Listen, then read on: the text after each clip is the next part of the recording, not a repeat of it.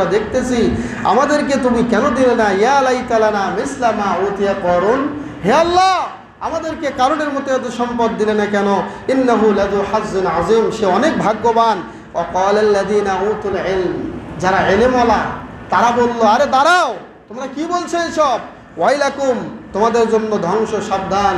সাওয়াবুল্লাহি খায়রুল লিমান আমানা ওয়া আমিলা সালিহা, এগুলো তো তাদের জন্য নয় যারা দুনিয়াতে ইমানদার, তাদের জন্য নয়, এগুলো হচ্ছে ইমানদারদের জন্য পরকালে। বলেন সুবহানাল্লাহ। এগুলো এভাবে এখন চাওয়া ঠিক হবে না।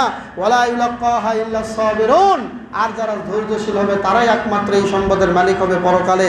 আল্লাহ বলছেন ফাখাসাফনা, যেদিন তার আশপাশের লোকেরা তার মতো সম্পদের মালিক হতে চেয়েছিল, ওই দিনই ফাখাসাফনা বিহি ওয়া বিদারিহিল আরদা, এই জমিনে এবং তার সাথে যে সম্পদ ছিল, যেই বহর ছিল, সবগুলোকে আল্লাহ বলছেন ফাখাসাফনা, মানে আমি ডেবে দিলাম, আমি ঘিরে দিলাম। বলেন নাউজুবিল্লাহ।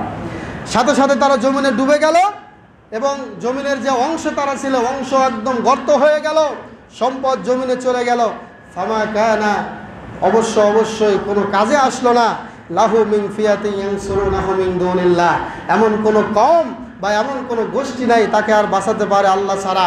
ওমা কানা মিনাল মুনতাসিরিন, এবং তার জন্য কোনো সাহায্যকারী আর থাকলো না।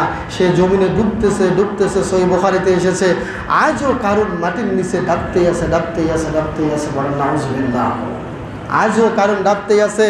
সাথে সাথে যারা ওয়াসবাহাল্লাযীনা তামান্নাউ মাকানাহু বিল আমস, যারা গতকাল সম্পদ চেয়েছিল কারণের মতো, তারা এবার বলছে যে আল্লাহ আমাদেরকে বাঁচাইছেন, ওর মতো সম্পদ দিয়ে আল্লাহ আমাদেরকে ডুবায় মারেন নাই। কথা বলেন ঠিক কিনা? এই আল্লাহ আমাদেরকে বাঁচিয়ে দিয়েছেন। আল্লাহ রাব্বুল আলামিন বলছেন লাউলা আম্মানাল্লাহু আলাইনা লাখাসাফা বিনা, তারা বলেছে আল্লাহ যদি আমাদেরকে দয়া না করতো তাহলে আমরা আজকে ডুবে মরে যেতাম।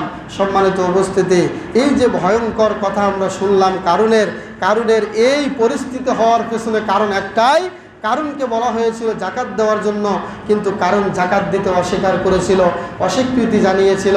তাই আমি আপনাদেরকে উদাত্ত আহ্বান জানাবো, কারণের মতো আমরা হতে চাই নাকি কারণের এই খাসলাত, এই চরিত্র থেকে আমাদের বের হয়ে আসা দরকার? কারণের এই চরিত্র থেকে আমাদের বের হয়ে আসা দরকার।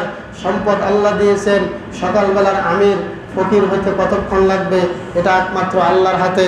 আল্লাহ এই সম্পদ, এই দুনিয়া তার 2 আঙ্গুলের চিপায় রেখে দিয়েছেন, যখন ইচ্ছা তখনই ওলটপালট করে দিতে পারেন। এটা আল্লাহর ক্ষমতা।